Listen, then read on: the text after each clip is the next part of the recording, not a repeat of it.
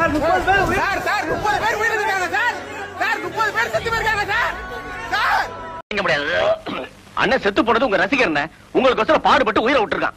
டேய், இவன் நானாட உயிரோட சொன்னேன், நானாட ரசிகர் மன்ற வைக்க சொன்னேன், நானாட கரண்ட் கம்பத்துல ஏறி கொடி கட்ட சொன்னேன். ரசிகர் மன்ற பேரால எவனோ செய்யற முட்டாள் தனத்துக்கு நான் தான் பொறுப்பா? தப்பு தானே. வெளியே உங்க ரசிகர்களா இருக்காங்க. நான் என்ன பதில் சொல்றது? இவ்வளவு நாளா என்கிட்ட வேலை செய்யறல, இது கூட சமாளிக்க தெரியாது. இங்க வாடா. போய் இந்த செய்தியை கேள்விப்பட்டதும் நெஞ்சு வலியில துடிக்கிறார் அப்படின்னு சொல்லிப்போ. நெஞ்சு வலி. இந்த இளைஞர்களுக்கு கூட்டம் அப்படின்னா என்ன? கூட்டம் அப்படின்னு தான் அர்த்தம். அண்ணன் பொதுச் செயலாளர் அவர்கள் உழைப்பு மட்டுமல்ல, ராணுவ கட்டமைப்பில் அட நம்ம புசியானதை பத்தி பேசிட்டு இருக்காரு. இன்றைக்கு உருவாக்கி வைத்திருக்கின்ற தமிழக வெற்றி கழகத்தின் அண்ணன் அவர்களுக்கு என்னுடைய வணக்கத்தை தெரிந்து ஏய் அகராதியில் இருக்குதெல்லாம். தமிழ்நாட்டு மக்களுக்காகவும் தன்னுடைய பதவியை துறந்து இவர் தமிழ் மொழி கிட்ட மாட்டல, தமிழ் மொழி தான் இவர்கிட்ட மாட்டிச்சு. இன்றைக்கு நம் முன் மக்கள் சேவைக்காக வந்திருக்கூடிய என்னுடைய ஆருயிர் நண்பன் திரு அருள்ராஜ் ஐஏஎஸ் அவர்களே, போதுமையா விட்டுருங்க, கொலையா கொள்ளாதீங்க. மாவட்ட நிர்வாகிகளே அப்படின்ற ஒரு வார்த்தை இன்னைக்கு பயன்பாட்டில் இல்லை. ஆனாலும் அது நிர்வாகிகளே அப்படின்ற ஒரு விஷயத்தை தான் குறிப்பிடுது. இதுவும் டிஎன்பிஎஸ்சியில் அடிக்கடி கேட்கிறான். மாநில நிர்வாகிகளே, மனது உடல் இங்கு இல்லை, ஆனால் ஒட்டுமொத்த மனதும் விஜய் இங்க இல்லைனாலும் அவர் மனசு இங்க தான் இருக்கும் அப்படின்னு சாதாரண தமிழ்ல சொல்லிட்டு போயிடலாம். இவர் செந்தமிழ்ல தான் பேசுவார். செந்தமிழ். தலைவர் அவர்களுக்கு என்னுடைய வணக்கத்தை தெரிந்து ஏதோ வடநாட்டுல இருந்து வந்திருக்காரு, அதனால இதெல்லாம் கொஞ்சம் அட்ஜஸ்ட் பண்ணிக்கோங்க ப்ளீஸ். ஏன் வரல? நம்ம ராஜ்மோகன் அண்ணனை பார்த்து கடுமையான கேள்விகள், இந்த மாதிரி கஷ்டமான கேள்விகள்லாம் கேட்காதீங்கப்பா, கொஞ்சம் ஈஸியான கேள்விகளா கேளுங்க. புதுசா சொல்றாப்ல. ஆனால் எதிர்கட்சியாக இருந்து ஆளுங்கட்சியானாடுடன் என்ன மொழினே தெரியல, என்ன லாங்குவேஜ்னே தெரியல. உங்களுக்கு தான் வரல, கூட்டத்தை பார்த்தா நமக்கு தான் வாயெல்லாம் குளருது. போன்ற அப்படின்னா என்ன? கன்ஃபியூஸ் ஆகாதீங்க. தமிழ்ல கடந்த காலத்தை குறிப்பிடுறதுக்கு போன தேர்தல், சென்ற தேர்தல் இப்படி பயன்படுத்துவாங்களா வார்த்தைகளை? அந்த போன சென்ற இரண்டையும் ஒன்றாக சேர்த்தால் போன்ற வந்துடுது. ஈஸி, அவ்வளவுதான். ஜல்லிக்கற்கான போராட்டத்தில் பங்கெடுத்தார். அந்த வலு விளந்து வச்சக்கூடிய தலைமை. ஆமா, வச்சக்கூடிய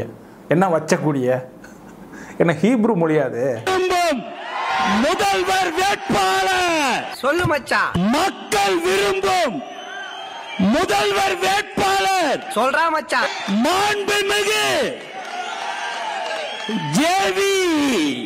ஜேவியா? ஓ, ஜோசப் விஜய். மேடையில் கீழே இருக்கிறவங்களுக்குலாம் தெரியுமில்ல, அவங்க எது கோவப்பட்டுற போறாங்க? என்னடா இந்த ஆளு மேடையில் ஏறிட்டு நம்ம தளபதி பேரை சொல்லாம வேற யார் பேரையா சொல்றாருன்ட்டு. உங்கள் அனைவருக்கும் என்னுடைய மானை வழக்கணத்தை தெரிவித்துக் கொள்கிறேன்.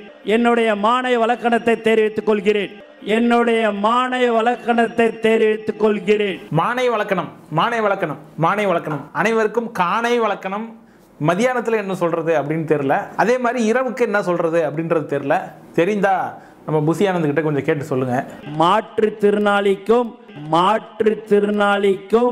மாற்றுத்திறனாளி இல்ல, திறனாளி. திறன். மாவட்ட தலைவர் அப்படின்ற ஒரு வார்த்தை தலைவர் அப்படின்ற ஒரு விஷயத்தை தான் குறிப்பிடுது. இது போக 80,000 அந்த மாதிரி ஏகப்பட்ட விஷயங்கள் இருக்கு. புசியானந்தனார் இந்த மாதிரி பல நூதன மாற்றங்களை தமிழ் மொழியில கொண்டு வந்திருக்கார். Transport hub of south India. தமிழ்நாட்டு மக்களுக்கு இந்த இடஒதுக்கீடு உரிமையா வழங்கினதும் சென்னை மகாணத்தோட முதலமைச்சரா இருந்த சுப்பராயன் அவர்கள். தமிழ்நாட்டு மக்களுக்கு உணர்ச்சி ஊற்ற மண்ணும் கூட. ரெண்டில் ஒண்ணு எனக்கு தெரிஞ்சாங்கன்னு உங்க ஹோட்டல் முதலாளியை கூப்பிடுறா. நான் தாங்க முதலாளி. நீதான் முதலாளியா? 2 வரிகள் சொன்னா உங்களுக்கு ஈஸியா கனெக்ட் ஆகும். உன் விரல்ல ஏதோ ஒரு மூலிகை சக்தி இருக்குது.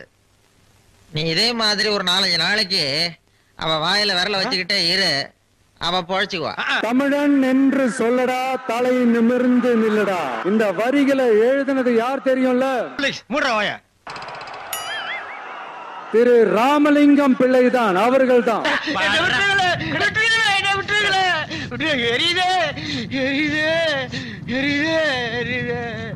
ஒவ்வொரு ஒன்றியத்திலும் தானிய சேமிப்பு கிழங்குகள் அமைக்கப்படும். நீ எல்லாம் ஒரு தமிழனா?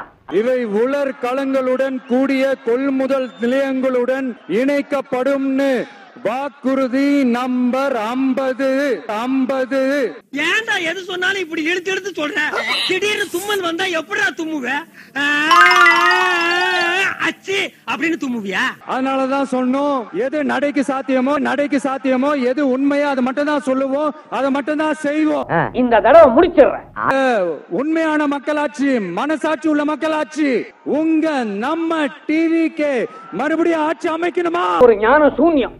பேசாம அவன் தலைய மழுங்க மொட்டை அடிச்சு கழுத்துல கொட்டைய மாட்டி கையில சட்டிய கொடுத்து 4 திசையும் சுத்தி பின்னால எட்டி ஒரு உத மறுபடியும் ஆட்சி அமைக்கணுமா? யார சொல்ற? இந்த நாயை சொன்னங்க.